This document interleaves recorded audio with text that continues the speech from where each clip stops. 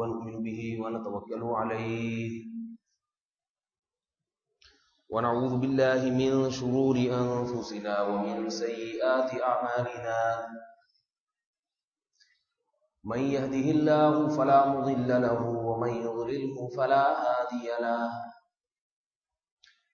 ونشهد أن لا إله إلا الله وحده لا شريك له ونشهد أن سيدنا وحبيبنا وشفيعنا وسندنا محمدا عبده ورسوله صلى الله تعالى عليه وعلى آله وأصحابه وبارك وسلم تسليما كثيرا كثيرا أما بعد فأعوذ بالله من الشيطان الرجيم بسم الله الرحمن الرحيم وهو الذي سخر الشمس والقمر كل يجري لأجل مسمى يدبر الأمر يفصل الآيات لعلكم بلقاء ربكم توقنون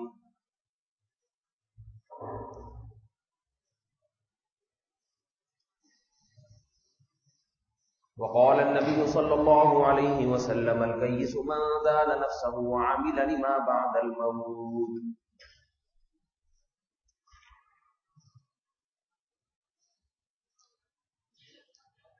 اس وقت پوری دنیا میں اسلام کے خلاف جیسے عسکری قوتیں استعمال ہو رہی ہیں،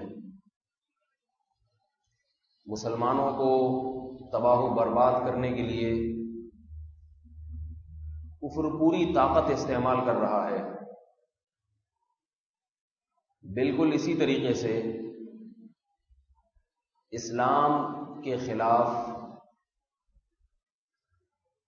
نظریاتی دنیا میں نظریاتی اعتبار سے بھی بہت کوششیں کی جا رہی ہیں۔ عیسائی مشنریاں عروج پر ہیں،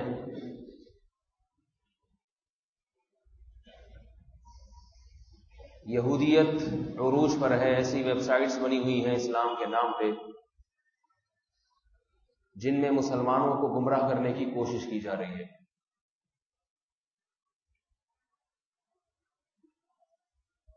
ایسا لٹریچر تیار ہو رہا ہے اور مفت تقسیم کیا جا رہا ہے جس میں اسلام کے بنیادی عقائد سے متعلق اہل اسلام کے دلوں میں شبہات پیدا کیے جا رہے ہیں۔ وہ پادری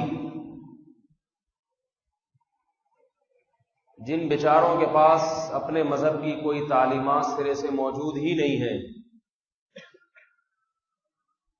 وہ پادری ایک ایسے مذہب اسلام جو آج بھی دنیا میں سورج کی طرح چمک رہا ہے اور اس کی تعلیمات ببانگ دوہل یہ اعلان کر رہی ہے کہ اگر دنیا میں کوئی مذہب آسمانی مذہب ہے، محفوظ ہے، تو وہ صرف اور صرف اسلام ہے۔ تو آج وہ پادری بھی اسلام کے خلاف شیر ہو گئے ہیں۔ یونیورسٹیوں میں، کالجز میں اور مختلف اداروں میں، اسلامی ملکوں میں تو خفیہ طریقے سے یہ کام ہو رہا ہے، یورپ اور امریکہ میں علانیتاً یہ کام ہو رہا ہے۔ وَقَدْ مَكَرُوا مَكْرَهُمْ وَعِندَ اللَّهِ مَكْرُهُمْ وَإِنْ كَانَ مَكْرُهُمْ لِتَزُولَ مِنْهُ الْجِبَالُ۔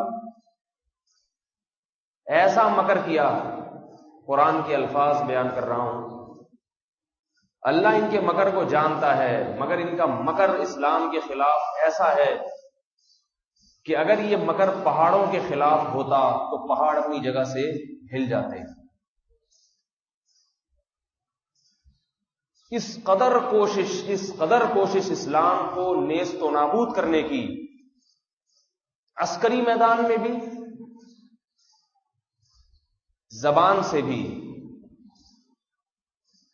فلمیں بنائی جا رہی ہیں، ایسی سینما گھروں میں چلائی جا رہی ہیں، ٹیلی ویژن پہ چلائی جا رہی ہیں ایسی فلمیں جس میں خفیہ طریقے سے لاشعوری طور پر مسلمان مولویوں سے بیزار ہو جائیں، مذہبی رہنماؤں سے بیزار ہو جائیں، اور بالآخر کچھ وقت کے بعد قرآن کو بھی اپنے گھروں سے معاذ اللہ نکال باہر پھینکیں۔ مجھے اطلاعات ملتی رہتی ہیں، کچھ لٹریچر جو انٹرنیٹ پر میں خود دیکھ لیتا ہوں، کچھ تحریروں کی شکل میں، کچھ لوگوں سے میرے پاس ہر قسم کا طبقہ آتا رہتا ہے۔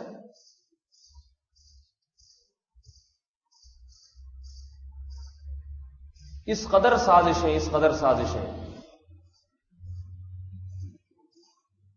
یورپ میں ایسی تحریکیں موجود ہیں جو مسلمان نوجوانوں کے پاس جا کے انہیں یہ بتاتی ہیں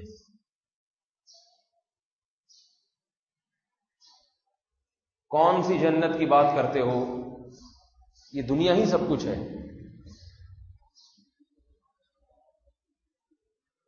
مر جائیں گے، بوسیدہ ہڈیاں ہو جائیں گے، کون ہے جو دوبارہ زندہ کرے گا؟ یہ مولویوں کی بنائی ہوئی باتیں ہیں۔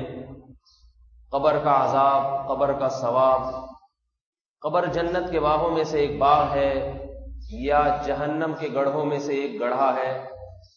اگر ہے تو نظر کیوں نہیں آتا؟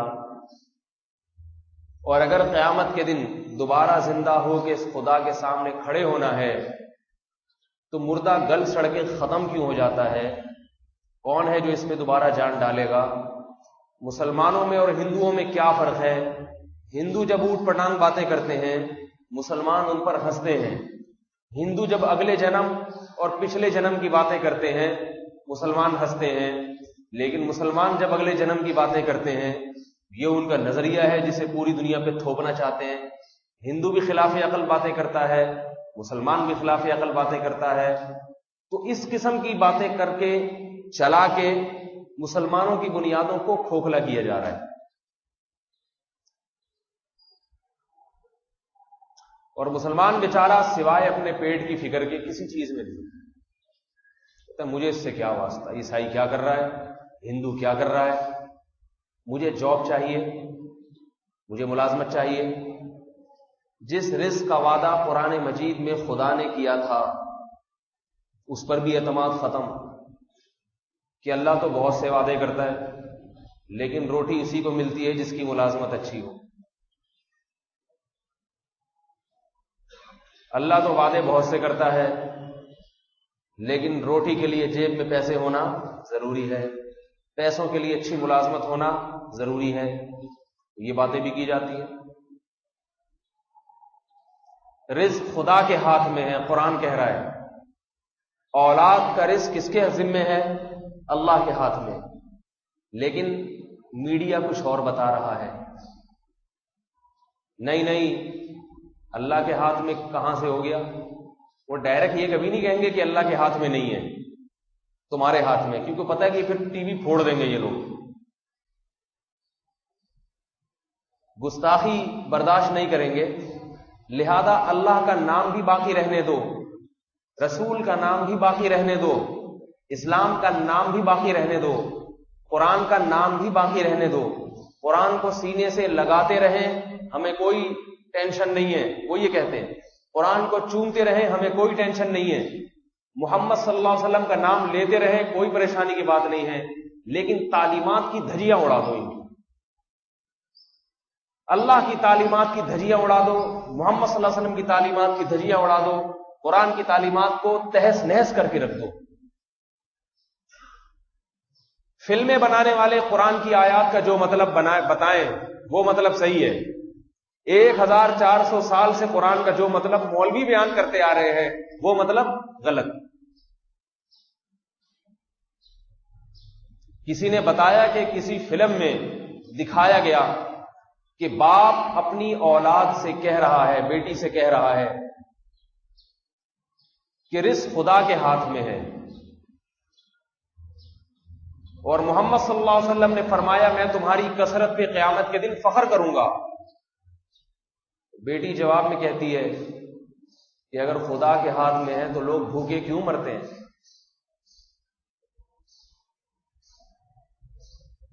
اور نبی نے جو فرمایا تمہاری کثرت پہ فخر کروں گا، تو اس کثرت سے مراد مرتبے میں بڑے ہوں گے، مرتبے میں کثرت ہو۔ یہ کون سی حدیث میں اس کا یہ مطلب بیان کیا ہے بھائی؟ کوئی پوچھنے والا پوچھے، یہ کہاں لکھا ہوا ہے کہ کثرت کا یہ مطلب ہے کہ مرتبے میں زیادہ ہوں؟ اور انسانوں کو قیاس کیا جا رہا ہے گدھوں اور گھوڑوں پہ۔ کسی نے بتایا کہ ایک فلم میں یہ بتایا گیا کہ معاذ اللہ نقل کفر، مجھے یہ الفاظ نقل کرتے ہوئے بھی اچھا نہیں لگتا۔ علماء کہتے ہیں نا کہ بچے زیادہ پیدا کرو، کہتے ہیں نا، قرآن کہتا ہے، حدیث کہتی ہے، تو علماء تو کہیں گے، چاہے لوگ خوش ہوں یا ملامت کریں، تانے دیں یا ملامت کریں، علماء تو کہیں گے۔ کیوں کہیں گے؟ علماء کی ایک مجبوری ہے،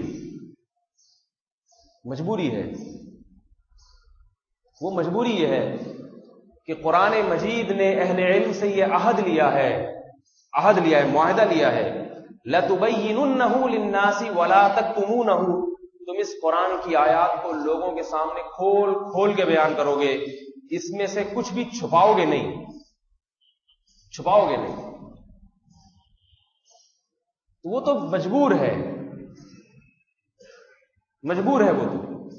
اور قرآن نے اہل علم سے یہ عہد بھی لیا، وَلَا تَشْتَرُوا بِآيَاتِي ثَمَنًا قَلِيلًا، دنیا کے تھوڑے سے نفع کی خاطر میری آیات کو بیچ مت ڈالنا۔ بیچنے کا مطلب کیا ہے؟ تحریف نہ کر دینا، اس میں چھپانا نہ شروع کر دینا ان آیات کو لوگوں کے سامنے سے، کہ بھئی یہ والی آیات رہنے دو، یہ لوگ اس سے امامت سے باہر نکال دیں گے، اس سے میڈیا ناراض ہو جائے گا، اس سے لوگ مولوی صاحب کو ملامت شروع کر دیں گے۔ اللہ فرماتے ہیں تھوڑے سے پیسوں کی خاطر، چند ٹکوں کی خاطر، دیکھیے پوری دنیا کی دولت، عزت کو اللہ چند ٹکے کہہ رہے ہیں، ان چند ٹکوں کی خاطر قرآن کہہ رہا ہے اللہ کی آیات کو پیسوں کے بدلے میں نہ بیچ ڈالنا۔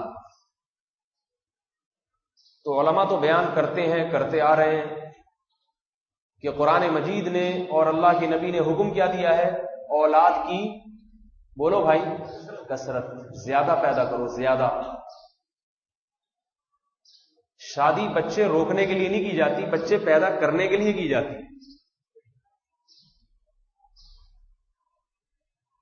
اب فلمیں بنائی جاتی، یہ بھی ایک اسلام کا ایک نظریہ ہے کہ اولاد زیادہ ہونی چاہیے۔ اب اس جہاں بہت سے نظریوں کے خلاف سازشیں ہو رہی ہیں اس کے خلاف، تاکہ لوگوں کا مولویوں پہ اعتماد ختم، تو تشبیہ کی کس طرح سے دی جاتی ہے؟ یہ کہاں کا اسلام ہے کہ کتے بلیوں کی طرح بچے پیدا کرتے چلے جاؤ؟ انسانوں کو کس پہ قیاس کیا جا رہا ہے؟ کتے اور بلیوں پہ۔ میرے بھائی اگر انسان سے کتے اور بلی پیدا ہوتے یقیناً نسل روکنے کا حکم تھا، لیکن اگر انسان سے انسان پیدا ہو رہے ہیں، علماء، صلحاء، ڈاکٹر، انجینئر، اشرف المخلوقات پیدا ہو رہی ہے، اشرف المخلوقات، مزدور پیدا ہو رہے ہیں۔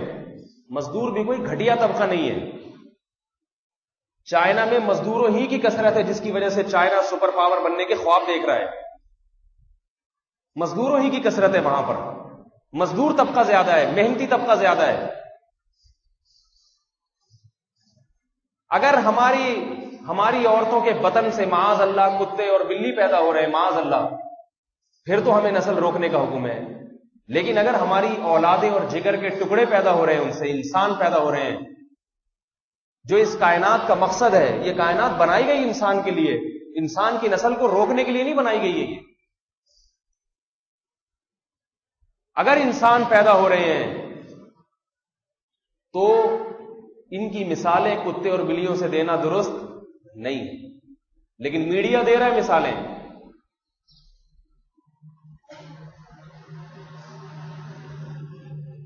یہ ایک نظریہ ہے۔ رزق، قرآن کہہ رہا ہے رزق میں دینے والا ہوں، اولاد کو رزق کون دیتا ہے؟ میں دیتا ہوں۔ یہ آج میرا موضوع نہیں ہے، ایک چھوٹی سی بات کر کے میں آگے چلتا ہوں۔ دیکھیے، آپ کو میڈیا یہ بتائے گا، آج کل جو ٹی وی کے چینلز آ رہے ہیں، صبح شام یہی دو بچے اچھے، صبح شام یہی رٹ لگائی جا رہی ہے۔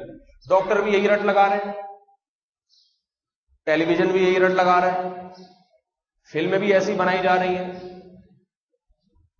دلائل دیے جا رہے ہیں اس پہ۔ دلائل، ان دلائل میں ایک یہ کہ غربت اور مہنگائی ہے.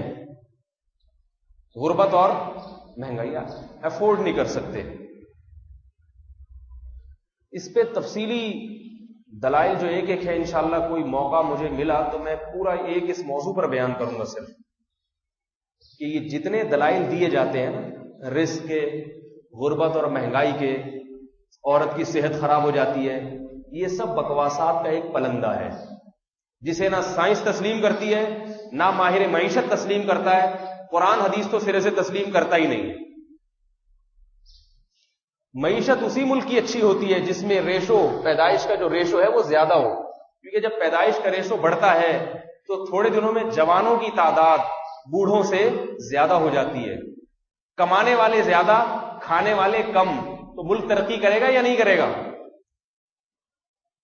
نہیں آ رہی سمجھ بات. یہ میں نہیں کہہ رہا، یہ یورپ کے ماہرین معیشت کہتے ہیں.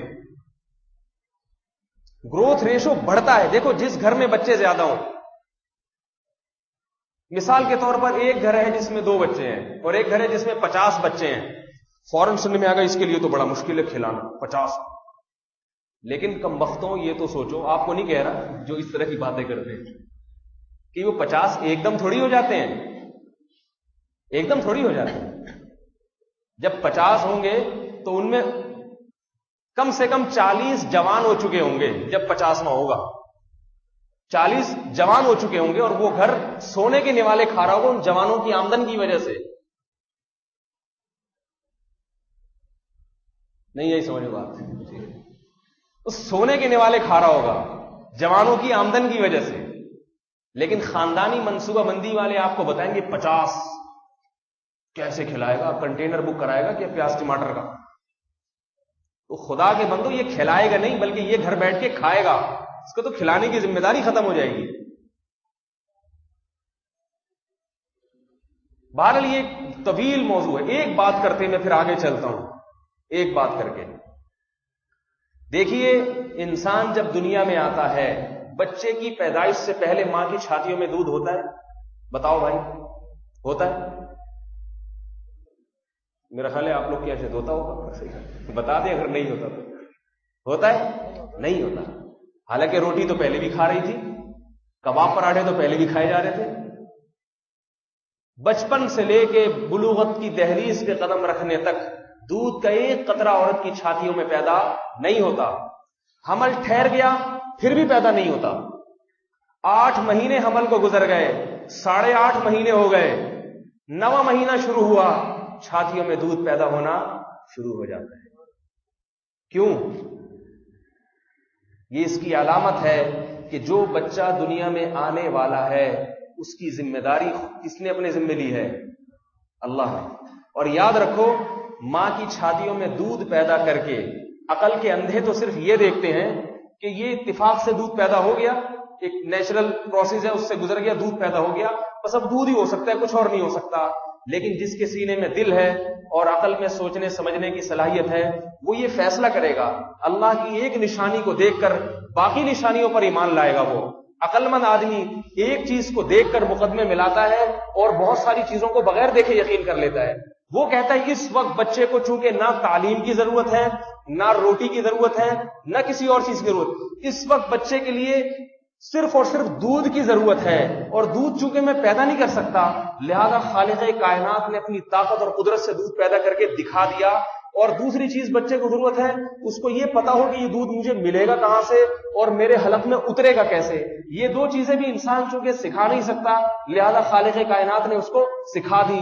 اس میں خالق کائنات نے ایک سبق دے دیا ہے کہ اس دودھ کی کمی کو جیسے میں پوری کرتا ہوں اور بچے کے لیے چونکہ اس وقت صرف دودھ کے کسی اور چیز کی ضرورت نہیں ہے، تو جو خدا اپنی طاقت اور قدرت سے اس وقت دودھ پیدا کر سکتا ہے، بچے کو دودھ پینے کا سلیقہ اور حلق میں اتارنے کا طریقہ سکھا سکتا ہے اور دودھ کے چشموں کی جگہ بتا سکتا ہے، وہ خالق یہ بزبان حال بتانا چاہ رہا ہے کہ اس کی تمام تر ذمہ داریاں میرے ذمے ہیں، تمہارے ذمے نہیں ہیں. تمہارے ذمے صرف محنت کرنا ہے. جب اس کو تعلیم کی ضرورت ہوگی تو تعلیم کا انتظام بھی یہ کرے گا. جب اس کو دولت کی ضرورت ہوگی دولت کا انتظام بھی خدا کرے گا. جب اس کو علاج کی ضرورت ہوگی علاج کا انتظام بھی خدا کرے گا. عقل کے اندھے صرف کہتے ہیں خدا صرف دودھ پیدا کر سکتا ہے، باقی نہ تعلیم کا انتظام کر سکتا ہے، نہ اسکول کی فیسوں کا انتظام کر سکتا ہے، نہ بیماریوں کے علاج کے پیسے جیب میں ڈال سکتا ہے. یہ عقل کے اندھے یہ باتیں کرتے ہیں. لیکن جو صاحب بصیرت ہیں وہ کہتے ہیں کہ جس خدا نے اس وقت اس کی تمام ضرورتوں کو دودھ کے ذریعے پورا کیا، وہ موت تک اس کی بقیہ تمام ضرورتیں بھی پوری کر سکتا ہے. آپ کو یہ چیزیں فلمیں نہیں بتائیں گی، جو ڈاکومنٹریز بنائی جا رہی ہیں اور سینما گھروں میں فلمیں چلائی جا رہی ہیں، وہ خود عقل کے اندھے ہیں. وہ کہاں یہ چیزیں بتائیں گے آپ کو؟ وہ خود زنا کر کر کے جوان ہوئے ہیں، ساری زندگی عورتوں کی بغلوں میں گھسے رہتے ہیں. وہ تو لڑکوں کے ساتھ شادیوں کو معاشرے میں رواج دینا چاہتے ہیں، فطرت کے خلاف چلانا چاہتے ہیں. وہ تھوڑی آپ کو یہ چیزیں بتائیں گے. وہ تو یہی بتائیں گے 2 بچے بس، اس کے بعد نہیں، تیسرا ہو گیا تو مر جاؤ گے. وہ یہی بتائیں گے آپ کو. چھوڑ دو ان تعلیمات کو، آ جاؤ اللہ اور اس کے رسول صلی اللہ علیہ وسلم کے کلام کی طرف. خدا کی قسم قرآن کیا کہہ رہا ہے؟ وَمَنْ أَصْدَقُ مِنَ اللَّهِ قِيلًا. بتاؤ اللہ سے زیادہ سچی کس کی بات ہو سکتی ہے؟ یہ فلمیں بنانے والے سچی باتیں کریں گے، یہ خدا ہمیں حقیقت سے آگاہ کرے گا.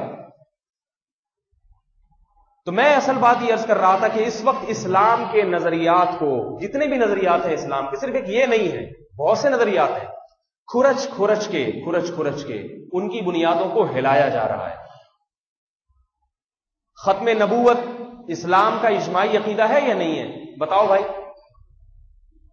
تمام دنیا کے تمام مسلمانوں کا اجماعی عقیدہ ہے، جس کو قرآن اور حدیث نے انتہائی وضاحت کے ساتھ بیان کیا کہ محمد صلی اللہ علیہ وسلم آخری نبی ہیں. نہ آپ کے بعد کوئی ذلی نبی آئے گا اور نہ کوئی تشریعی نبی آئے گا. ہارون جیسے نبی بھی ختم، اور اسماعیل علیہ السلام اور ابراہیم علیہ السلام جیسے انبیاء بھی ختم. ہر قسم کی نبوت محمد صلی اللہ علیہ وسلم نے ختم کر دی. لیکن انگریز اس پر محنت کر رہا ہے کہ محمد صلی اللہ علیہ وسلم آخری نبی نہیں ہے. اس کی سب سے بڑی دلیل قادیانیوں کا بنیادی مرکز آج بھی برطانیہ میں ہے، اور قادیانیوں کی خلافتیں عیسائیوں کے زیر سایہ چل رہی ہیں. یہی قادیانیوں کے باطل ہونے کی دلیل ہے کہ یہ کیسا مذہب ہے جس کی خلافت عیسائیوں کے زیر سایہ ہے. یہ کیسے صحیح ہو سکتا ہے؟ خلافت عیسائیوں کے زیر سایہ چل رہی ہے. آج پوری دنیا میں اسلام کے بنیادی عقائد اور بنیادوں کو ہلایا جا رہا ہے، کھرچ کے لوگوں کے ذہنوں سے نکالا جا رہا ہے عقائد کو. لیکن الحمدللہ ثم الحمدللہ آج قرآن اکیلا ان تمام تحریکوں کا مقابلہ الحمدللہ بڑی وضاحت اور تفصیل کے ساتھ، آج اکیلا قرآن ہی کافی ہے.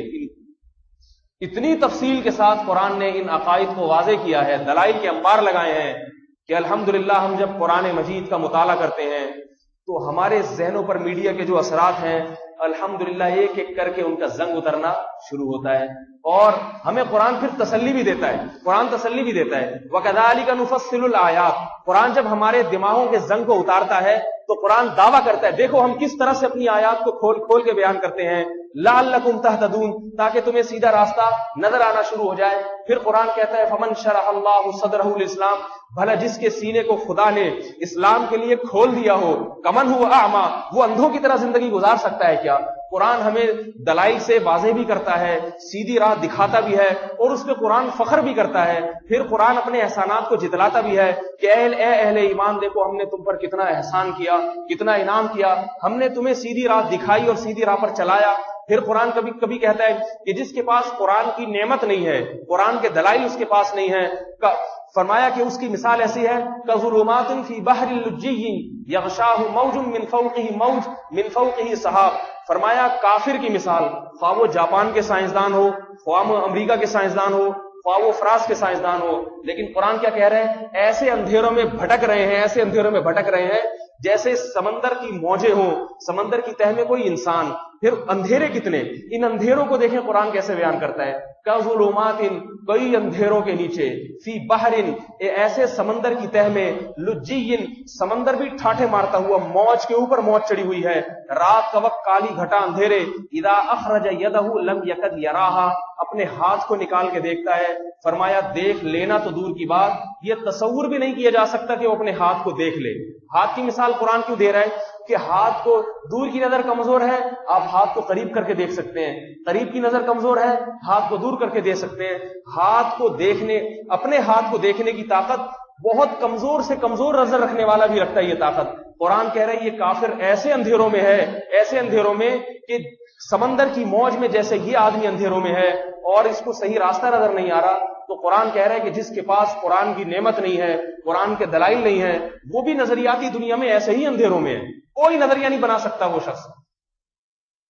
ایسے اندھیروں میں گھسنے والے پادری، ایسے اندھیروں میں رہنے والے پادری آج ہمیں سیدھا راستہ دکھا رہے ہیں، یہ سچائی کا راستہ ہے اور یہ باطل راستہ ہے۔ میرے پاس یونیورسٹی کے طلبہ آ رہے ہیں کہ عیسائی مشنریاں یونیورسٹیوں میں محنت کر رہی ہیں، پادری محنت کر رہے ہیں۔ مجھے تعجب ہوتا ہے کہ پادری بیچارے کے پاس ہے کیا جو محنت کرے، ہو ہے کیا جو محنت کرے، وہ نظریات اور خراب کر رہے ہیں نظریات۔ کیا ہے اس بیچارے کے پاس؟ دہریے محنت کر رہے ہیں، دہریے، لا مذہبیت جسے کہا جاتا ہے، اعتراضات اور اشکالات کر کر کے لوگوں کے دماغوں کو خراب کیا جا رہا ہے۔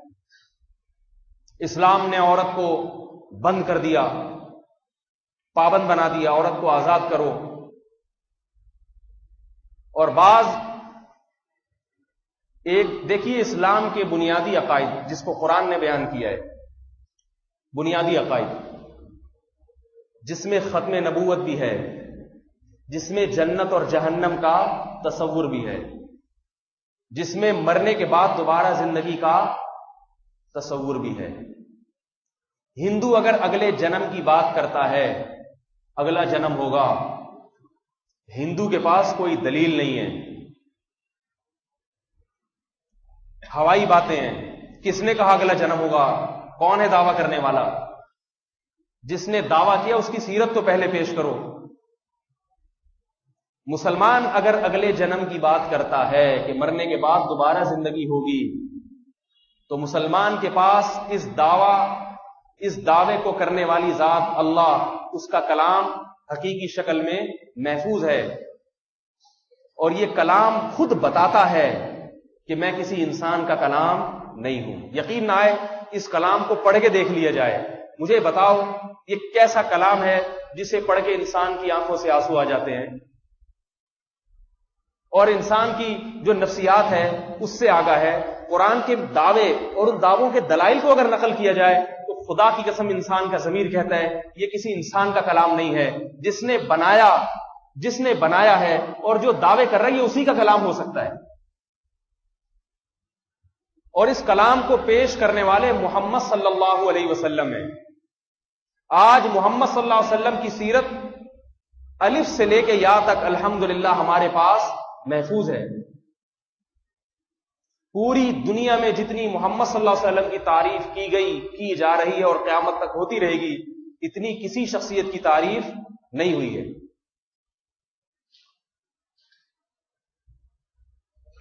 میرے بھائی، آج ایک اشکال جو لوگوں کے ذہنوں میں، میں نے خود براہ راست بھی سنا، ایک جگہ میں بیٹھا ہوا ایک بوڑھے میاں آئے تھے، مسلمان تھے، یہ تھے کا لفظ میں کہہ رہا ہوں کہ جب انہوں نے یہ بات کہی تو اس وقت نہیں تھے، وہ اس سے پہلے تھے۔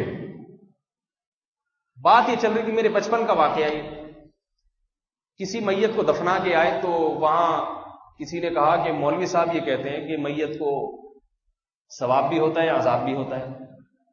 تو بوڑھے میاں کہنے لگے یہ لگتا ہے مولویوں کی بنائی ہوئی بات، ایسے ہی باتیں ہیں۔ اس وقت جب بوڑھوں کا یہ حال تھا تو اب جوانوں کا کیا حال ہوگا؟ بوڑھوں کے نظریات کو تبدیل کرنا مشکل، جوانوں کے نظریات کو تبدیل کرنا آسان۔ یہ سوال آج کا نہیں ہے، بہت پہلے اٹھایا گیا تھا. جیسے آج یہ سوال اٹھایا جا رہا ہے، 1400 سال پہلے بھی یہ سوال اٹھایا گیا. بلکہ قرآن کہتا ہے کہ ہر نبی سے یہ سوال کیا گیا ہے، ہر نبی سے.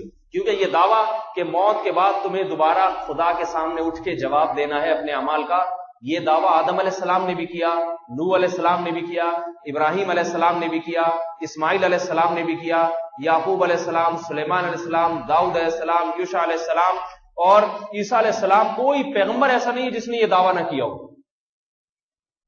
ہر پیغمبر پر یہ اعتراض اٹھایا گیا. دہری ہر زمانے میں موجود تھے، عقل پرست ہر زمانے میں موجود تھے. قرآن نے جس شاندار انداز سے اس سوال کو بار بار اٹھایا ہے اور بہترین انداز سے اس سوال کا بار بار جواب دیا ہے، تو خدا کی قسم ایمان تازہ ہو جاتا ہے انسان کا. وَسَخَّرَ الشَّمْسَ وَالْقَمَرَ كُلٌّ يَجْرِي لِأَجَلٍ مُّسَمًّى يُدَبِّرُ الْأَمْرَ يُفَصِّلُ الْآيَاتِ لَعَلَّكُمْ بِلِقَاءِ رَبِّكُمْ تُوقِنُونَ. کیا عجیب انداز ہے.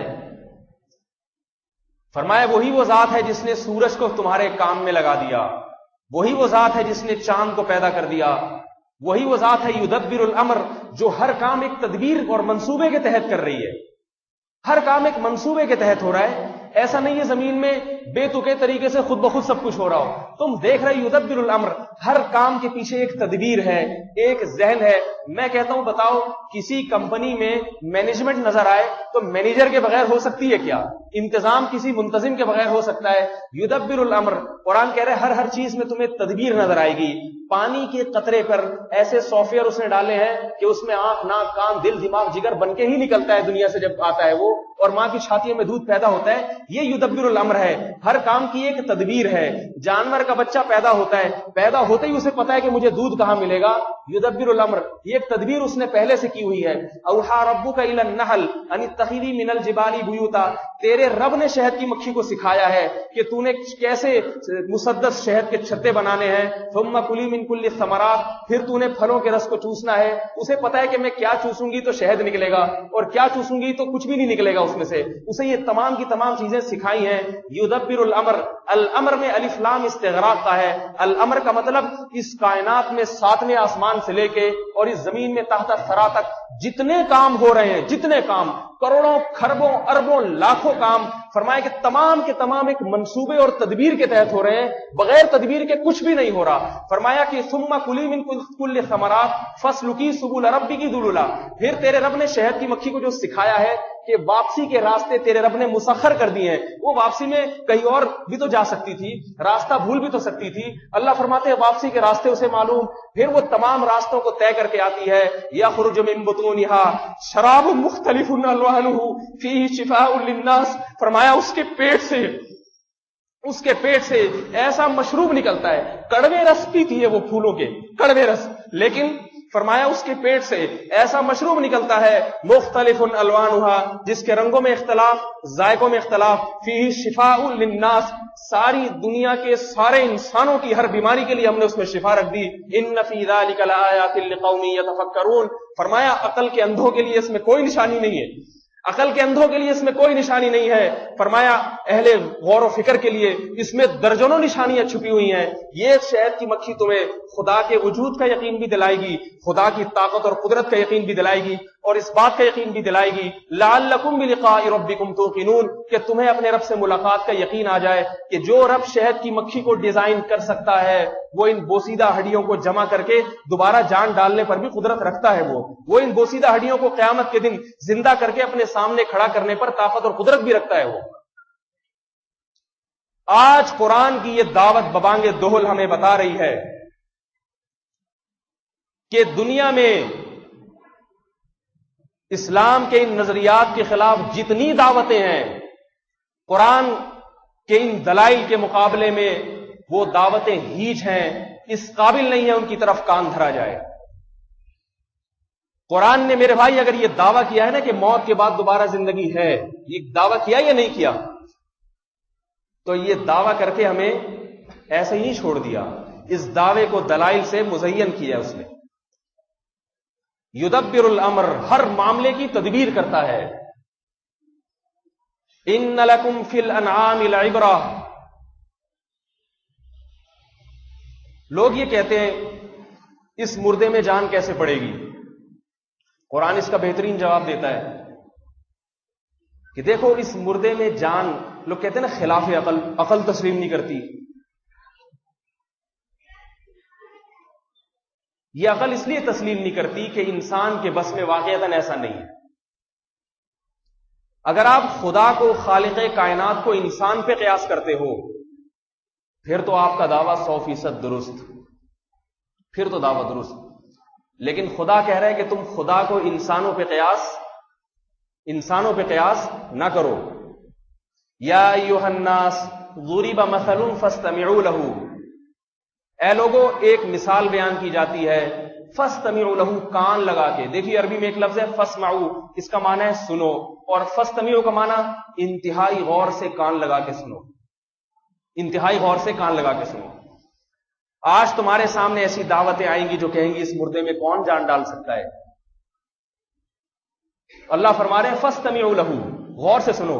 یہ دعوتیں کہیں گی کہ یہ عقلاً ممکن نہیں ہے، عقل سے بہت بعید ہے. کیسے؟ اللہ یہاں ایک تنبیہ فرماتے ہیں کہ دیکھو یہ خدا کو قیاس کر رہے ہیں انسانوں پر. جیسے انسان کے لیے ممکن نہیں ہے، خدا کے لیے کیسے ممکن ہے؟ یہ تمہیں یہ بتا رہے ہیں. اللہ فرماتے ہیں ان الذین تدعون من دون اللہ، اللہ کے سوا جتنے بھی معبود ہیں، جتنی بھی مخلوق ہے، لن یخلقوا ذبابا، یہ اتنے کمزور، ایک مکھی پیدا کرنے کی ان میں طاقت نہیں ہے. تو جس مخلوق میں ایک مکھی پیدا کرنے کی طاقت نہ ہو، اس کمزور مخلوق پر اس خالق کو کیسے قیاس کیا جا سکتا ہے جو نہ صرف مکھی پیدا کرتا ہے، بیل مچھلی جیسے بڑے بڑے جسیم جانور پیدا کر دیے اس نے، اور ان کی خوراک کا انتظام پیدا کر دیا. ضعف الطالب والمطلوب، فرمایا یہاں تو مخلوق طلب کرنے والی وہ بھی کمزور، جس سے مانگا جا رہا ہے وہ بھی کمزور. یہ کمزور تو یہی کہے گی کہ بھائی اس مردے میں ہم جان نہیں ڈال سکتے. فرمایا اس کمزور مخلوق کو خالق کے ساتھ نہ ملاؤ. وما قدر اللہ حق قدرہ، آگے کیسی زبردست بات فرمائی کہ انہوں نے اللہ کی وہ قدر نہیں کی جیسی اس کی قدر کرنی چاہیے تھی. خدا پر یہ بہت بڑا بہتان ہے، بہت بڑا الزام ہے کہ اس کے بارے میں یہ کہا جائے کہ معلوم نہیں وہ ان مردوں میں جان ڈال کے کیسے قیامت کے دن اپنے سامنے زندہ کرے گا. خدا کو یہ تانا بہت برا لگتا ہے، بہت برا لگتا ہے خدا کو یہ تانا. وَسَخَّرَ الشَّمْسَ وَالْقَمَرَ، فرمایا اس نے سورج اور چاند تمہارے کام میں لگا دیے. میں اصل یہ آیت کی تشریح کر رہا تھا، درمیان میں بات کہیں اور چلی گئی. اب دلیل دیکھیں اور دعویٰ دیکھیں. قرآن اس ایک آیت میں دلیل بھی دیتا ہے، ایک دعویٰ بھی کرتا ہے. بظاہر دلیل اور دعوے میں کوئی جوڑ نہیں. بظاہر دلیل کیا ہے؟ وَسَخَّرَ الشَّمْسَ وَالْقَمَرَ، وہی ذات ہے جس نے سورج اور چاند کو تمہارے کام میں لگا دیا، مسخر کر دیا. یدبر الامر، پہلے فرمایا کل یجری لاجل مسمی، ہر ایک تیر رہا ہے اپنے مخصوص دائرے میں ایک وقت متعین تک کے لیے، چلا دیا اس کو. آگے فرمایا یدبر الامر، ارب معاملات کائنات میں جتنے کام ہیں ان کی تدبیر کر رہا ہے، وہ بلا ترتیب نہیں ہو رہے. اور آگے فرمایا یفصل الآیات، ایک سوال کا جواب دے رہے قرآن کہ اللہ ہمیں تو پتا ہے آسمان سورج بھی ہے چاند بھی ہے، یہ بتانے کی ضرورت کیا ہے؟ ساری دنیا کو پتا ہے سورج ہے چاند ہے، پتا ہے یا نہیں؟ تو قرآن میں یہ ذکر کرنا کہ سورج تمہارا خدمت کر رہا ہے، چاند خدمت کر رہا ہے، تمام معاملات ایک خاص تدبیر سے ہو رہے ہیں، یہ بیان کیوں کر رہے تو ہم سے؟ یہ تو ہمیں پہلے سے پتا ہے. دیکھیے ایک بات آپ کو پہلے سے پتا ہو پھر کوئی آگے بتائے تو آپ تعجب کریں گے کہ نئی بات تو نہیں بتا رہا بھائی، مجھے پتا ہے. کوئی کہے کہ ہمارے صدر کا نام یہ ہے، آپ کہیں ساری دنیا کو معلوم ہے یہ نام. کوئی کہے وزیر اعظم کا نام یہ ہے، آپ کہیں ساری دنیا کو معلوم ہے. اللہ فرما رہے ہیں اس نے چاند تمہاری خدمت میں، سورج تمہاری خدمت میں لگا دیا. کائنات کا ایک ایک کام ایک مخصوص تدبیر کے ساتھ ہو رہا ہے. آگے اللہ فرما رہے ہیں میں یہ تمہیں کیوں بتا رہا ہوں جو پہلے سے تمہیں پتا ہے، کیوں بتا رہا ہوں؟ فرمایا سائنسدان جب یہ بات تمہیں بتائے گا کسی اور مقصد کے لیے بتائے گا. سائنسدان کسی اور مقصد کے لیے بتائے گا، وہ بتائے گا تاکہ تمہارے پیٹ اور شرمگاہ کی شہوتیں پوری ہوں۔ وہ کائنات کی ایک ایک چیز پہ ریسرچ کرے گا کسی اور نیت سے، اس کی عقل یہاں تک نہیں آئے گی، وہ ایک ایک چیز کو کھود کرید کرے گا تاکہ انسان کے پیٹ اور شرمگاہ کی شہوتیں پوری ہوں۔ لیکن میں تمہیں سورج اور چاند کی اطلاع اور اس کائنات میں ایک نظم کی اطلاع کیوں دے رہا ہوں؟ یفصل الآیات، میں اپنی آیات کو اس لیے کھول کھول کے بیان کر رہا ہوں، لعلکم بلقاء ربکم توقنون، تاکہ تم اپنے پروردگار سے ملاقات کا یقین کر لو۔ یقین کر لو جو خدا اتنے سارے کام کر سکتا ہے وہ تمہیں دوبارہ زندہ کر کے اپنے سامنے کھڑا بھی کر سکتا ہے۔ یہ چیزیں تمہیں جاپان کے سائنسدان، امریکہ کے سائنسدان، فرانس کے سائنسدان نہیں بتائیں گے، یہ چیزیں تمہیں وہی بتائے گا جس نے سورج کو تمہارے کام میں لگایا، چاند کو تمہارے کام میں لگایا، انہیں ایک مخصوص دائرے میں گھما دیا اور تمام کاموں کی تدبیر کر رہا ہے۔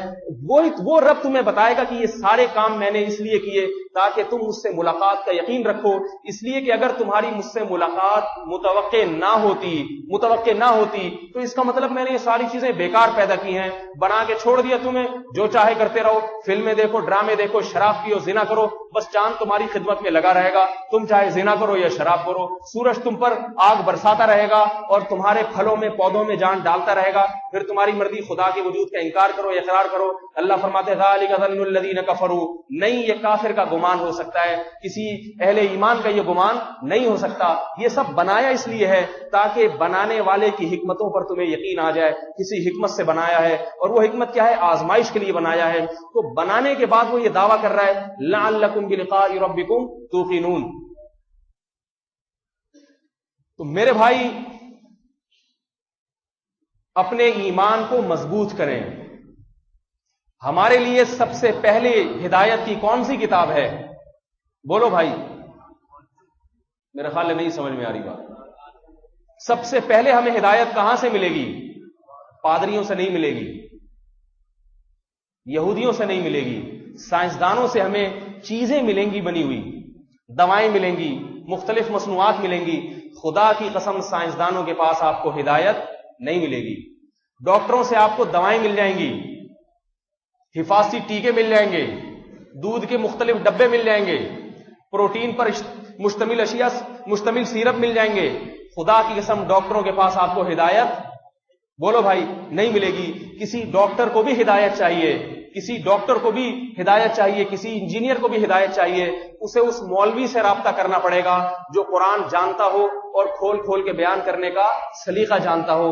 ہدایت صرف اور صرف چونکہ مولوی سے ملتی ہے، لہذا آج جتنی فلمیں بنائی جا رہی ہیں، ڈرامے بنائے جا رہے ہیں، ان میں بیشتر میں مولویوں کو نشانہ بنایا جا رہا ہے، علماء کو نشانہ بنایا جا رہا ہے۔ کبھی مدارس کو دہشت گردی کا اڈا بنا کے دکھایا جا رہا ہے، کبھی قاریوں کو دکھایا جا رہا ہے کہ کیسے بچوں کو پیٹتے ہیں، مارتے ہیں۔ ساری دنیا کے سارے قاری نہیں پیٹتے بھائی، لیکن جو قاری کسی کا ہاتھ پاؤں توڑ دے گا، میڈیا پہ دکھایا جائے گا دیکھو یہ قاری لوگ کیا کر رہے ہیں۔ یہ ساری ایک لابی ہے، ایک مخصوص ذہن ہے۔ یہ سب کا مقصد کیا ہے؟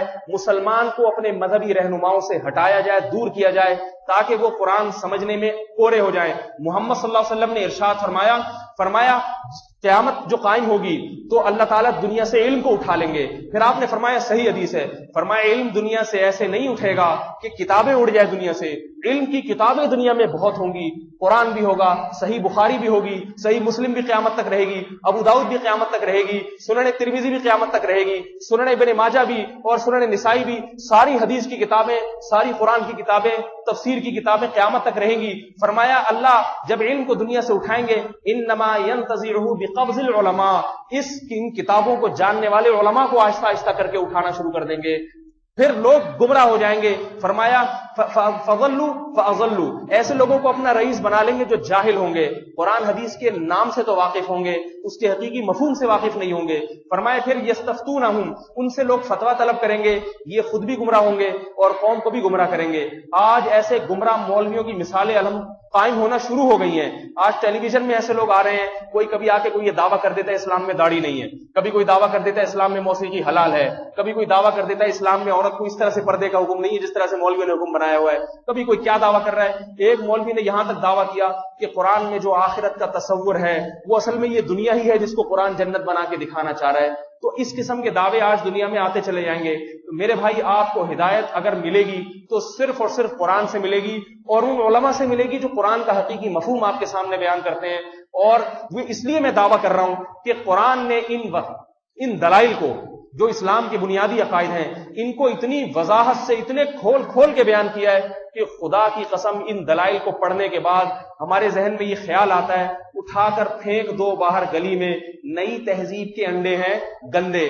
ہم اس تمام لٹریچر کو گند سمجھتے ہیں جو اسلام کے خلاف ہے۔ کتنے ہی بڑے سائنسدان نے کہا ہو، ہم سمجھتے ہیں کہ قرآن کے مقابلے میں اس کی کوئی حیثیت نہیں۔ یفصل الآیات لعلکم بلقاء ربکم توقنون، وہ اپنی آیات کو کھول کھول کے بیان کرتا ہے تاکہ تم اپنی رب کی ملاقات کا یقین کر لو۔ اسی صورت میں ایک اور جگہ فرمایا، کہتے ہیں نا عقل نہیں مانتی، یہ عذاب قبر کیسے ہوگا، مردوں میں زندہ، یہی پتہ نہیں کیسے ہوگا کہ نہیں ہوگا، اللہ بتا رہے ہیں ایسے ہوگا۔ فرمایا وفی الارض قطع متجاورات، زمین میں قریب قریب ٹکڑوں کو دیکھو اور ان کی صفات میں کیسا اختلاف رکھ دیا، قریب قریب ٹکڑے۔ وفی الارض قطع متجاورات وجنات من اعناب وزرع ونخیل، ان قریب قریب ٹکڑوں میں اگ کیا رہا ہے، اس ٹکڑے میں انگور پیدا ہو رہا ہے، ساتھ ملے ہوئے ٹکڑے میں کھجور پیدا ہو رہا ہے، اور اسی کے ساتھ ملے ہوئے ٹکڑے میں کھیتی پیدا ہو رہی ہے، اناج پیدا ہو رہا ہے۔ ایک مٹی، ایک کھاد، ایک پانی، خدا جب چاہتا ہے اس مٹی کو انگور میں تبدیل کرتا ہے، اس کے ساتھ ملی ہوئی مٹی کو کھجور میں تبدیل کر رہا ہے۔ عقل کہتی ہے جس نے انگور مٹی سے بنتا ہوا نہ دیکھا ہو وہ تو یہی کہتا رہے گا بھلا اس مٹی سے کون انگور بنا سکتا ہے، بھلا اس مٹی میں کہاں ہے کھجور کے جراثیم، کھجور کے صفات کہاں ہیں، کہاں سے کھجور بن سکتا ہے اور کہاں سے انگور بن سکتا ہے، اس مٹی میں طرح طرح کی کھیتیاں کیسے پیدا ہو سکتی ہیں۔ فرمایا قطع متجاور، یہ وہ ان زمینوں کی بات نہیں ہے کہ ایک امریکہ میں ہے اور ایک پاکستان میں، ان زمینوں کی بات نہیں ہے۔ اگر اتنا فاصلہ ہوتا ان زمینوں کے درمیان تو ہم کہہ سکتے تھے بھائی اس زمین میں ممکن ہے کچھ انگور کی ایسی چیزیں شامل کی گئی ہوں، انگور چھپے ہوئے ہوں تو وہ چھپے ہوئے انگور باہر نکل آتے ہوں، لیکن یہاں سے کھجور نہیں ہو سکتے، وہ کھجور کے لیے وہاں جانا پڑے گا۔ اللہ قرآن مجید میں فرماتے ہیں قطع، مختلف قسم کے ٹکڑے ساتھ ملے ہوئے، اسی زمین سے کھجور، انگور، انار، مختلف چیزیں پیدا ہو رہی ہیں۔ سنوان وغیر سنوان یسقا بماء واحد، فرمایا جیسے دونوں کو ملنے والا گوبر ایک، مٹی ایک، پانی بھی ایک ہی ہے۔ یسقا بماء واحد، کسان یہ نہیں کرتا انگور کے لیے الگ پانی، کھجور کے لیے الگ پانی اور ناشپاتیوں کے لیے الگ پانی، وہی پانی جو آسمان سے برس رہا ہے وہی ہر پودے میں ڈال دو، اللہ اپنی طاقت اور قدرت سے جو چاہے گا نکال کے دکھا دے گا۔ فرمایا سنوان وغیر سنوان یسقا بماء واحد ونفضل بعضها على بعض في الاكل، فرمایا ایک زمین سے نکلنے والی چیزوں میں دیکھو ہم نے بعض پھلوں کو بعض پر کیسی فضیلت دی ہے، ایک انتہائی کڑوا اور ایک شہد کی طرح میٹھا، یہ فضیلتیں ہم نے دے دی ہیں۔ ان فی ذلک لآیات، فرمایا یقیناً اس بات میں بھی بڑی بڑی نشانیاں ہیں ان لوگوں کے لیے لقوم یتفکرون، جو غور و فکر سے کام لیتے ہیں۔ اس کے بعد قرآن ایک عجیب انداز سے بات کرتا ہے، فرمایا وَإِن تَعْجَبْ فَعَجَبٌ قَوْلُهُمْ، کیسی عجیب بات۔ فرمایا اگر آپ کو ان چیزوں پہ تعجب ہو رہا ہے نا، یہ کیسے پیدا ہو جاتی ہیں چیزیں، اے مخاطب اگر تجھے تعجب ہو رہا ہے، انداز دیکھیے قرآن کا۔ قرآن بتاتا ہے کہ یہ انسان کا کلام نہیں ہے، تعلیم نبوت، دلیل نبوت ہے۔ آگے بات کیا ہو رہی ہے؟ بات کھجور، انگور، ناشپاتیوں کی چل رہی ہے، اور اگلی آیت میں قرآن کیا کہہ رہا ہے؟ وَإِن تَعْجَبْ، اگر ان تمام چیزوں پہ تمہیں تعجب ہوتا ہے مخاطب، اے میری آیات کو سننے والے، اگر تجھے تعجب ہو رہا ہے واقعی یہ کیسے کھجور، کیسے ایک ہی زمین سے انگور، کیسے ایک ہی زمین سے انار، کیسے ایک ہی زمین سے مختلف قسم کی کھیتیاں، فرمایا فَعَجَبٌ قَوْلُهُمْ، تو اس سے بھی زیادہ تعجب ان لوگوں کی بات پر ہونا چاہیے جو یہ کہتے ہیں اَإِذَا مِتْنَا، بھلا ہم جب مر گئے، وَكُنَّا عِظَامًا، اور بوسیدہ ہڈیاں ہو گئے، تُرَابًا، مٹی ہو گئے، أَإِنَّا لَمَبْعُوثُونَ، ہمیں بھلا کون دوبارہ زندہ کر سکتا ہے؟ اللہ فرماتے ہیں میری ان باتوں پہ تعجب نہ کرو، ان لوگوں کی عقل پہ ماتم کرو جو یہ کہتے ہیں کہ بوسیدہ ہڈیاں ہونے کے بعد ہمیں کون زندہ کر سکتا ہے، ان کی عقل پہ ماتم کرو جا کے۔ نہیں آ رہی میرا خیال ہے بات سمجھ میں؟ نہیں آ رہی شاید، آپ حضرات کے چہروں سے تو لگ رہا ہے کہ سمجھ میں نہیں آ رہی، اور ایسے لگ رہا ہے جیسے میں ٹی وی میں آ رہا ہوں۔ قرآن نے چیزوں کو بہت بیان کیا ہے، چیزوں کو، جیسے آخرت کا انکار کرنے والے چیزوں کے حوالے دیتے ہیں نا، چیزوں کے حوالے دیتے ہیں، دیکھو یہ تو ایسے بن گئی، اس کی وجہ تو یہ تھی، یہ کیسے بنے گی؟ عام گٹلی سے درخت تو اس لیے پیدا ہوتا ہے کہ اس میں یہ ہے، وہ چیزوں کے حوالے، سائنسدان حوالے دے گا چیزوں کے، کہ وہ تو اصل میں یہ ہوتا ہے کہ اس میں یہ پانی ملتا ہے تو پھر وہ زائگوٹ بنتا ہے، پھر اس سے کوپل نکلتی ہے، اس سے درخت پیدا، وہ چیزوں کے حوالے دے کے آخرت کا انکار کرے گا۔ خدا چیزوں ہی کے حوالے دے کے آخرت کو ثابت کرتا ہے، چیزوں ہی کے حوالے دے گا خدا بھی، لیکن سوچنے کا انداز تھوڑا سا پھیر دیتا ہے۔ سائنسدان یہ بتائے گا کہ گٹلی سے درخت تو اس لیے پیدا ہو رہا ہے، مردے میں جان کیوں پیدا ہوگی اس کی تو کوئی وجہ نہیں ہے۔ قرآن بتاتا ہے کہ جو خدا گٹلی سے درخت کو اس لیے پیدا کر سکتا ہے، اور اس لیے جو وجہ ہے جس کی وجہ سے گٹلی سے درخت پیدا ہو رہا ہے، اور اس وجہ کو جو اس وجہ کا خالق ہے وہ اور طرح سے بھی پیدا کر سکتا ہے، کیونکہ وہ اس نے جو یہ چیزیں تمہیں دکھائی ہیں اپنے کمالات کو ثابت کرنے کے لیے دکھائی ہیں، اپنے آپ کو کمزور ثابت کرنے کے لیے نہیں دکھائی اس نے۔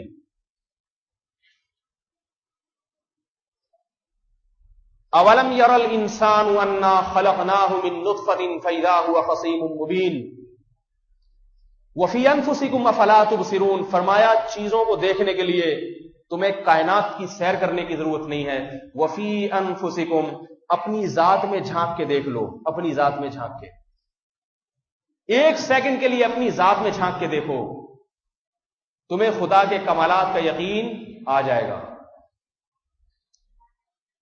اولم یر الانسان، فرمایا انسان نے دیکھا نہیں، انا خلقناہ من نطفۃ، پانی کی بوند سے بنایا، فاذا هو خصیم مبین، اور بیٹھ کر کیسے بیانات کرتا ہے، خصیم کا معنی دلائل کے انبار لگا دیتا ہے، المبین، اور دلائل بھی ایسے جو انتہائی وضاحت کے ساتھ، کیسی بولنے کی صلاحیت دے دی۔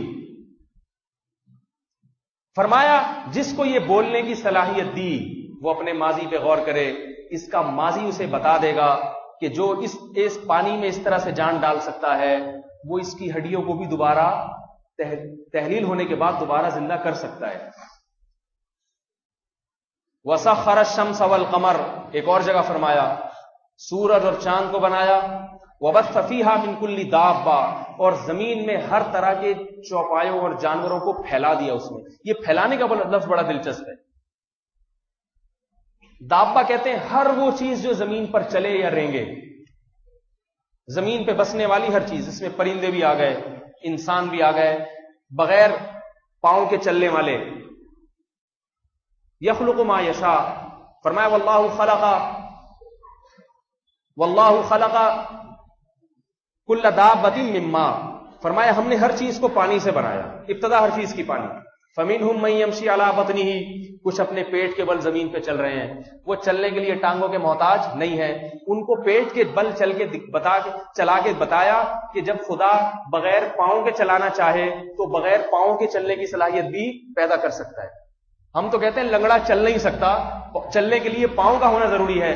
اللہ فرماتے ہیں ہم نے ایسے چوپائے، ایسے جانور پیدا کیے زمین کے اندر، ایسے جانور پیدا کیے، من یمشی علی بطنہ، جو اپنے پیٹ کے بل چلیں گے اور انسانوں سے زیادہ تیز چل کے دکھائیں گے، کھلاڑیوں سے زیادہ تیز دوڑ کے دکھائیں گے۔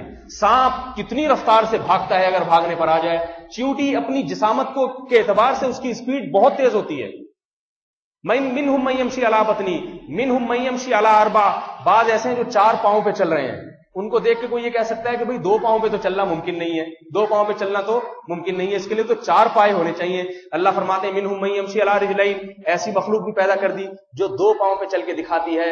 یخلق ما یشاء، فرمائے اس سے پتہ چلتا ہے جو چاہتا ہے جیسا چاہتا ہے پیدا کر دیتا ہے۔ یہ سب کے سب اس لیے بتانا چاہ رہے ہیں یخلق ما یشاء، وہ ہر چیز پر قدرت رکھتا ہے، اور ہم یہ کہیں گے نہیں بس جو دکھا دیا اسی پر رکھتا ہے قدرت، اس کے علاوہ قدرت نہیں رکھتا، وہ اس کے علاوہ نہیں رکھتا، تو یہ ہماری حماقت ہے، ہماری بے وقوفی ہے۔ فرمایا وَبَثَّ فِيهَا مِن كُلِّ دَابَّةٍ، اس زمین میں اس نے ہر طرح کے چوپایوں کو، جانوروں کو، مچھلیوں کو پھیلا دیا، اتنی بڑی زمین میں پھیلا دیا اس نے۔ پھیلایا کہاں سے؟ مٹی سے بنا کے پوری زمین میں پھیلا دیا۔ آگے کہتا ہے وَهُوَ عَلَى جَمْعِهِمْ إِذَا يَشَاءُ قَدِيرٌ، اور وہ جب چاہے گا ان کو اکٹھا کرنے پر بھی قادر ہے۔ نہیں آئی بات سمجھ میں؟ جیسے مٹی سے زندہ کر کے زمین پر پھیلانے پر قادر ہے اور دوبارہ زمین میں لے جانے پر قادر ہے، اسی زمین کو ریورس گیئر لگا کے دوبارہ بنا کے دوبارہ ایک جگہ جمع کرنے پر بھی قادر ہے۔ گاڑی اگر آگے کو چلتی ہے تو ریورس بھی ہو سکتی ہے، نہیں ہو سکتی؟ ہم کہتے ہیں ریورس نہیں ہو سکتا یہ عمل۔ ایک آخری آیت بیان کر کے اپنے درس کو ختم کرتا ہوں۔ یہ موضوع ایسا ہے جس پر الحمد سے لے کے والناس تک بولنے کے لیے بہت کچھ ہے، جس میں قرآن نے دلائل کی دنیا کے انبار لگا دیے ہیں تاکہ انسان کو یقین آ جائے کہ ہم نے اسے بیکار پیدا نہیں کیا۔ اسے زنا کرنے کے لیے، فلمیں دیکھنے کے لیے، شراب پینے کے لیے، عورت کو بے پردہ گھومنے کے لیے، سود کھانے کے لیے اور ماں باپ کی نافرمانی کے لیے، نمازوں کو چھوڑنے کے لیے، اپنی مرمانی زندگی گزارنے کے لیے ہم نے پیدا نہیں کیا۔ آج میڈیا جو ہمیں رخ دے رہا ہے نا، وہ یہ کہتا ہے کہ اپنی منمانی زندگی گزارو، جیسے زندگی گزار سکتے ہو خوش ہو کے زندگی گزارو۔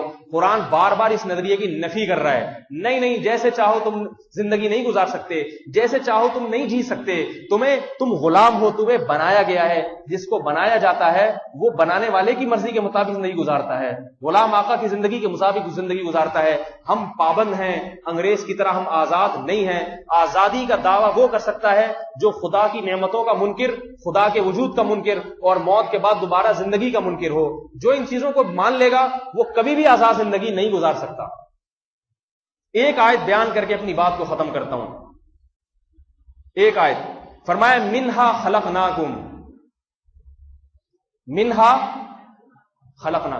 جب کوئی کہے نا آپ کی کہ یہ مٹی ہونے کے بعد ہم دوبارہ کیسے زندہ ہوں گے، مٹی سے کوئی تشبیہ دے رہا ہے نا، مٹی کے بعد دوبارہ انسان کیسے بن سکتا ہے؟ قرآن مٹی ہی سے ثابت کر رہا ہے کہ بن سکتا ہے، مٹی ہی دکھا کے فرمایا منہا خلقناکم، اس مٹی کو دیکھو، اسی سے ہم نے تمہیں بنایا ہے۔ پہلے بھی تو کچھ نہیں تھا، پہلے بھی تو کچھ نہیں تھا، اسی مٹی سے تو بنائے۔ تمہارے دل، دماغ، جگر، گردے، پھیپھڑے، کلیجی، آنتیں اور یہ پورا آنتوں کا نظام اور دل کی پمپنگ، خون کی جو پھینک رہا ہے خون، یہ سارے اسی مٹی سے تو بنا ہے۔ اور فرمایا اس کے بعد ایک اور طاقت اور قدرت کا تم مشاہدہ کرتے ہو، وفیہا نعیدکم، اسی میں تحلیل کر دیتے ہیں ہم تمہیں۔ کوئی بریگیڈیئر ہے، کوئی کرنل ہے، کوئی صدر ہے، کوئی وزیر اعظم ہے، کوئی ان کو دیکھ کے کہہ سکتا ہے کہ یہ مٹی بن جائیں گے۔ کیوں کہہ رہے ہیں؟ اس لیے کہ دیکھا ہوا ہے سب کچھ۔ دیکھا نہ ہوتا تو خدا کی قسم کوئی نہیں کہہ سکتا تھا یہ فلاں ڈاکٹر صاحب ایک دن مٹی کے سوا کچھ نہیں ہوں گے۔ یہ تو سب کچھ دیکھ رہے ہیں اپنی آنکھوں سے۔ حضرت مولانا اشرف علی تھانوی رحمۃ اللہ علیہ ایک بات لکھی بڑی پیاری، فرمایا یہ جو ہم دیکھتے ہیں نا کہ پانی سے انسان بن جاتا ہے، اگر کسی شخص کو جنگل میں چھوڑ دیا جائے پیدائش کے بعد، اس کی خوراک کا انتظام کیا جائے، اس نے کبھی کسی انسان کو نہ دیکھا ہو، کبھی کسی انسان کو اور جانور کو نہ دیکھا ہو، اور پھر وہ جوان ہو جائے، یقیناً وہ سوچے گا کہ میں کیسے بنا۔ پھر اسے کوئی جا کے خبر دے کہ تو پانی کی ایک بوند سے بنا ہے، وہ حکیم علماء فرماتے ہیں خدا کی قسم وہ اس نظریے کا انکار کر دے گا۔ وہ کہے گا ایسا ممکن نہیں ہے۔ اس کو پانی کا وہ قطرہ لے جا کے دکھایا جائے کہ تو یہ قطرہ تھا جس سے تو بنا ہے، وہ کہے گا خدا کی قسم ایسا نہیں ہو سکتا، کچھ اور ہوا، یہ نہیں ہو سکتا۔ اس میں نہ آنکھ بن سکتی ہے، نہ ناک، نہ دل، نہ دماغ، نہ جگر، نہ پھیپھڑے، نہ گردے، نہ کلیجی، اور پھر دماغ اپنی جگہ فٹ ہو جائے، زبان بن جائے، وَلِسَانًا وَشَفَتَيْن، دو ہونٹ اس کے اندر، زبان، پھر دانت، یہ سارا نظام نہیں بن سکتا۔ وہ انکار کر دے گا۔ فرمائے اقرار اس لیے کرتا ہے کہ دن رات مشاہدہ کر رہا ہے کہ بھئی سب ایسے ہی بنتے ہیں۔ تو میرے بھائی یہ مشاہدے والا ایمان ہے، اس پر ثواب نہیں ملے گا۔ ایمان اس ایمان پر ثواب ملے گا جو ان چیزوں کو دیکھ کر بغیر دیکھے پھر یقین کر لو خدا کے کہنے سے۔ تو خدا کہہ رہا ہے منہا خلقناکم، تمہیں اگر کوئی کہنا ہے اس مٹی سے کیسے بن جاؤ گے، تو خدا کہتا ہے دیکھو اسی مٹی سے میں دلیل ثابت کروں گا۔ پہلی دفعہ اسی مٹی سے اس اعتراض کرنے والے کو میں نے بنایا۔ پہلے تو اس سے پوچھو کہ تو اس مٹی سے کیسے بن گیا۔ اس وقت کیا سائنسدان لوگ بیٹھے تھے انہوں نے مٹی میں تصرف کر کے انسان بنایا تھا؟ کون تھا جس نے پہلی دفعہ بنایا؟ پھر فرمایا دوسری بات یہ، پھر اتنے بڑے بڑے بریگیڈیئر، کرنل، وزیر اعظم، صدر، 18 20 گریڈ کے آفیسر، یہ دوبارہ مٹی میں تحلیل ہو کے فنا کیوں ہو جاتے ہیں؟ فرمایا منہا خلقناکم وفیہا نعیدکم، اسی سے بنایا، اسی میں تحلیل کیا، ومنہا نخرجکم تارۃ اخری، دوبارہ اسی کو ریورس گیئر لگا کے اسی سے دوبارہ بنا کے تمہیں انسان بنا دیں گے۔ اس میں تمہیں تعجب کی کون سی بات؟ اس میں تعجب کیا ہو رہا ہے؟ وَإِن تَعْجَبْ، اگر تمہیں اس پہ تعجب ہو رہا ہے اس مٹی سے کیسے بنے اور اس مٹی میں کیسے تحلیل ہو جاتے ہیں، فَعَجَبٌ قَوْلُهُمْ، تو اس سے زیادہ تعجب تو ان لوگوں پر ہونا چاہیے جو یہ کہتے ہیں اِذَا مِتْنَا وَكُنَّا تُرَابًا، کہ ہم مر کے جب مٹی ہو جائیں گے، اِنَّا لَمَبْعُوثُونَ، پھر کیا دوبارہ زندہ کیے جائیں؟ دوبارہ مٹی سے انسان کیسے بنے گا؟ فرمایا وَهُوَ أَهْوَنُ عَلَيْهِ، تم خود جانتے ہو پہلی دفعہ بنانا مشکل ہوتا ہے، دوبارہ بنانا کوئی مشکل نہیں ہوتا. جو پہلی دفعہ سائنسدان جب کسی چیز کو ایجاد کرتا ہے اس کے لیے اس چیز کو دوبارہ بنانا تو بہت آسان. فرمایا پہلی مرتبہ جس خدا نے بنایا تو وہ دوبارہ کیوں نہیں بنا سکتا؟ میرے بھائی اپنے ایمان کو درست کرو. آج قرآن کو قرآن خوانیوں کی کتاب بنا لیا گیا ہے. قرآن خوانیوں کی کتاب نہیں ہے قرآن. بچے آئیں گے مدرسے کے، پڑھیں گے، حلوے کھا کے چلے جائیں گے، کچھ پھونکے موکے. جتنی قرآن پہ کتابیں لکھی جائیں وظیفوں کی لکھی جا رہی ہیں. فلاں دفعہ 3 دفعہ پڑھ کے پیلیا کے مریض پہ پھینکو ٹھیک ہو جائے گا. وہ پھونک کیا رہے ہوتے ہیں؟ اگر پیلیا کے مریض کو پتہ چل جائے نا یہ وہ ویسے ہی مر جائے، وہ ویسے ہی مر جائے. اس میں یہ لکھا ہو نا نماز چھوڑنے والے کی یہ سزا ہے، زکوٰۃ نہ دینے والے کی یہ سزا، خدا کے احکامات پر عمل کرنے والے کی یہ سزا. وہ پیلیے کا مریض ان تمام احکامات کو جھٹلا رہا ہوتا ہے جس کی پھونکیں اس پہ لگائی جا رہی ہیں. اس کو پتہ چل جائے نا کیا کیا پھونکیں ماری جا رہی ہیں تو میرا خیال ہے وہ روب اور دہشت سے ہی ہلاک ہو جائے. اللہ تعالی ہمارے ایمان کی حفاظت فرمائے. ایک دعا اللہ سے کیا کرو، اے اللہ موت تک ہمیں اسلام پہ قائم رکھنا. موت تک. ہمارے عالم ان کی والدہ کا انتقال ہو گیا، بہت پریشان تھے وہ، ان کو سکون نہیں آتا تھا. کہتے ہیں خواب آیا مجھے، حضرت مفتی تقی عثمانی صاحب کی زیارت ہوئی. کہتے ہیں انہوں نے مجھے مفتی تقی عثمانی صاحب نے ایک لفافہ دیا. کہا میں بہت پریشان ہوں. انہوں نے ایک لفافہ دیا. کہہ رہے میں نے لفافے کو کھولا، اس کے اندر ایک اور لفافہ، اسے کھولا، اس کے اندر ایک اور لفافہ. 5-6 لفافوں کے بعد ایک آخری میں ایک لفافہ آیا، اس کے اندر لکھا تھا کہ اس زمانے پر جس کی ایمان پر موت واقع ہو جائے تو اس پہ اللہ کا شکر ادا کرنا چاہیے، غم نہیں کرنا چاہیے کہ موت ایمان پر واقع ہوئی ہے. زندہ رہتے تو معلوم نہیں کیا نظریہ لے کے دنیا سے جاتے. تو میرے بھائی ایمان اور اسلام ایسی چیز نہیں ہے کہ کسی پادری اور کسی عیسائی مشنریوں کی دعوت پہ ہم اس سے دستبردار ہو جائیں. عالمگیر بادشاہ تھا نا جس نے کسی سے شادی کی ہوئی تھی، کوئی شیعہ عورت تھی. اس زمانے کے شیعہ پھر بھی تھوڑے سے سیٹنگ پہ ہوتے تھے، صحیح ہے نا. تو وہ شیعہ، وہ عالمگیر تھا، کون تھا؟ اورنگزیب عالمگیر. اس کی بیوی تھی، میرا خیال ہے وہ نام بھول گیا میں اس کا، شیعہ تھی.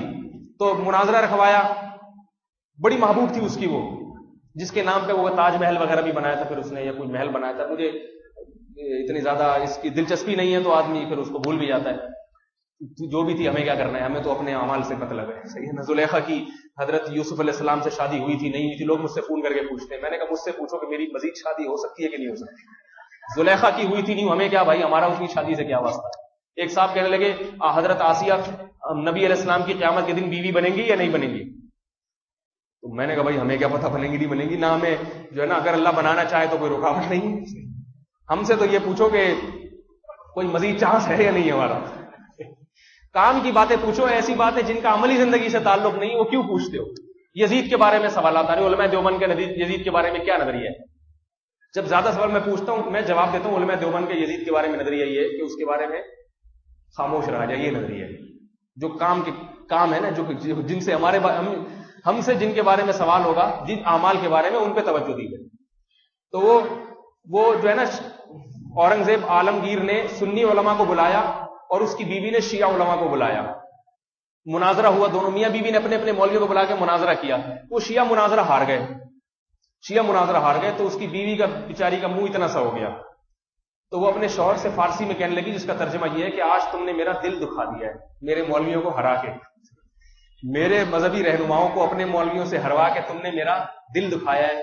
تو تم نے تو مجھے دل دیا ہے، محبت کی ہے، تو آج یہ تم نے کیا کیا؟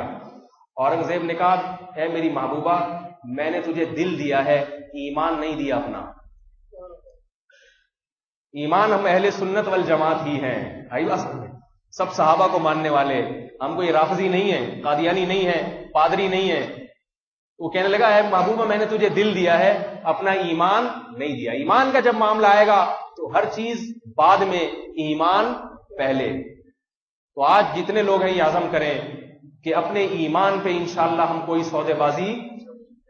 ہمیں فخر ہے کہ اللہ نے ہمیں مسلمان گھرانے میں پیدا کیا. یہی تو ایک چیز ہمارے پاس باقی تو کچھ ہے نہیں، نہ بجلی ہے، نہ گیس ہے، نہ چینی ہے، نہ پانی ہے، اور نہ کچھ بھی نہیں ہے. ایک ایمان رہ گئی. یہ پادری ہم سے وہ بھی چھیننے کی کوشش کر رہے ہیں. تمہارے پاس سب کچھ ہے، ایمان نہیں ہے. اس لیے تمہاری دنیا جنت اور یہ دنیا ہمارے لیے جہنم، لیکن آخرت میں انشاءاللہ آخرت ہمارے لیے جنت ہوگی اور تمہارے لیے جہنم ہوگی انشاءاللہ۔ ہاں، جس کو اللہ ایمان کی توفیق دے دیں ان میں سے، وہ بھی ہمارا اسی طرح بھائی ہے، کیونکہ اسلام میں کوئی زبان لسان کا فرق نہیں ہے۔ اللہ تعالی ہمارے ایمان کی حفاظت فرمائے۔ وما علینا الا البلاغ۔ منگل کو جو بھی منگل آ رہا ہے اس کو عشاء کی نماز کے بعد یہاں بیان کریں گے ہماری اس مسجد میں۔ خواتین کے لیے بھی انتظام ہے تو سب حضرات شرکت کی کوشش کریں۔ منگل کو جو میرا بیان ہوتا ہے اس کے بجائے قاری منصور صاحب کا بیان ہوگا عشاء کی نماز کے بعد۔ سب حضرات کوشش کریں اس میں شرکت کرنے کی۔ دوسری بات، حضرات نے دعاؤں کی درخواست کی ہے، تو مجھے تو یاد نہیں رہتا، بہت سارے لوگ درخواست کرتے ہیں۔ آپ دعا کریں کہ جس نے بھی درخواست کی ہے اللہ تعالیٰ اس کی پریشانی کو حل فرمائے، بیماروں کو اللہ تعالیٰ شفا عطا فرمائے۔ اسی بات، یہ جب تک چندہ ہو جائے نا، یہ چندے کی وجہ سے مجھے اس وقت تک بولنا پڑتا ہے، کیونکہ ورنہ اگر میں فوراً دعا شروع کر دوں تو لوگ اٹھ کے چلے جاتے ہیں، چندہ نہیں دیتے پھر، اور چندہ نہیں دیتے تو پھر مسجد کا حساب کتاب نہیں چلتا ہے، تو یہ مجبوری ہے، ٹھیک ہے۔ اور یہ چندہ نماز کے بعد، عید کی نماز کے بعد مانگنا رسول اللہ صلی اللہ علیہ وسلم کا طریقہ ہے۔ آپ صلی اللہ علیہ وسلم بھی عید کی نماز کے بعد، جمعہ کا دن بھی مجاز عید ہی ہوتی ہے، تو اگر آپ لوگ خود کر دیا کریں بغیر مانگے تو پھر یہ ضرورت پیش نہیں آئے گی، تو اس لیے یہ مجبوری ہے اس وقت تک آپ کو مشغول رکھنا۔ بعض دفعہ تو میرے ذہن میں ہوتا ہے کچھ بولنے کے لیے جس سے مشغول، بعض دفعہ نہیں ہوتا تو میں سوچتا رہتا ہوں کیا بولوں، ٹھیک ہے نا، تو ابھی بھی وہی ہے، کچھ سمجھ میں نہیں آ رہا، اتنا کچھ بول لیا، ابھی مزید کیا بولیں، تو بس یہی بول لیتے ہیں اسی بیان کی تاکید کے لیے کہ اپنے ایمان کو مضبوط کریں انشاءاللہ۔ اور قرآن میں صرف یہی ایک بات نہیں ہے، جتنے بھی عقائد ہیں، اللہ کا وجود ہے، اللہ کی توحید ہے، پیغمبروں اور رسالت ہے، قرآن کہ یہ حق کتاب ہے، اس کے بھی دلائل دیے۔ قرآن کہہ رہا ہے قل فاتوا بکتاب من عند اللہ هو اہدی منہما اتبعہ ان کنتم صادقین۔ اگر اللہ نے انسانوں کی ہدایت کے لیے کوئی کتاب نازل کی ہے تو یہ تورات، انجیل اور قرآن، ان سے زیادہ کوئی کتاب ہو جو ہدایت دینے کے قابل ہو تو بتاؤ۔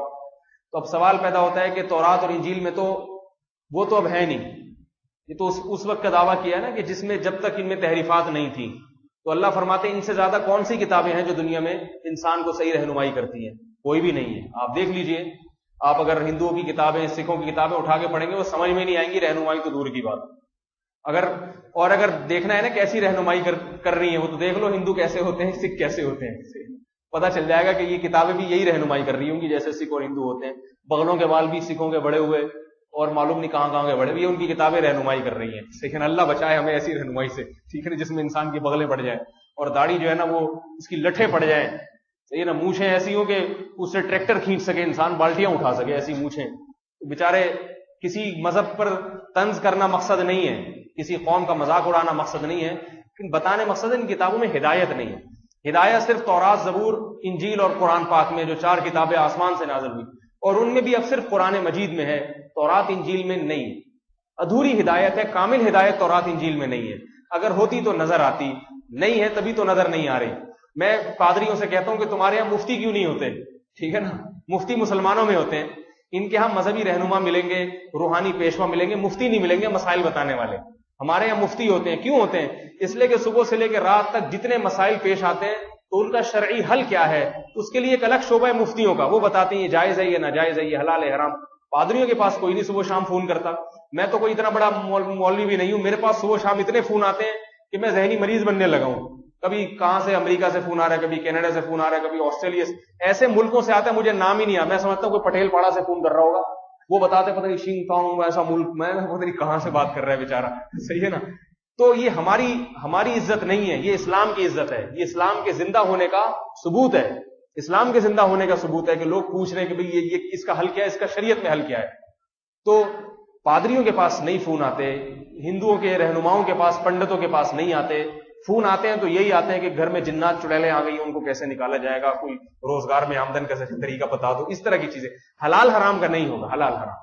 تو ہدایت تو کہتے ہیں کہ کیا غلط ہے کیا صحیح، یہ رہنمائی ہمیں صرف اسلام میں ملتی ہے، تبھی اسلام میں جو اسلام سیکھتے ہیں وہ بتاتے ہیں، جو اسلام کے علاوہ کچھ اور سیکھیں وہ سیکھتے ہی نہیں، تو بتائیں گے کیا لوگوں کو بیچارے آگے، اور سیکھتے کیوں نہیں، اس میں کچھ ہے نہیں سیکھنے کے لیے، صحیح ہے نا، کچھ ہے نہیں۔ تو اس لیے میرے بھائی اپنے مذہب پر ایمان رکھو، دلائل کے ساتھ. ایک ایمان تقلیدی ہوتا ہے، ابا دادا مسلمان تھے تو ہم بھی مسلمان ہو گئے، اس ایمان میں جان نہیں ہوتی. ایک ایمان ہوتا ہے دلائل کی بنیاد پہ، یہ ایمان ذرا جاندار ہوتا ہے، موت تک ساتھ رہنے کا اس میں چانس زیادہ ہوتا ہے. اللہ ہمارے ایمان کو مضبوط فرمائے. الحمدللہ رب العالمین.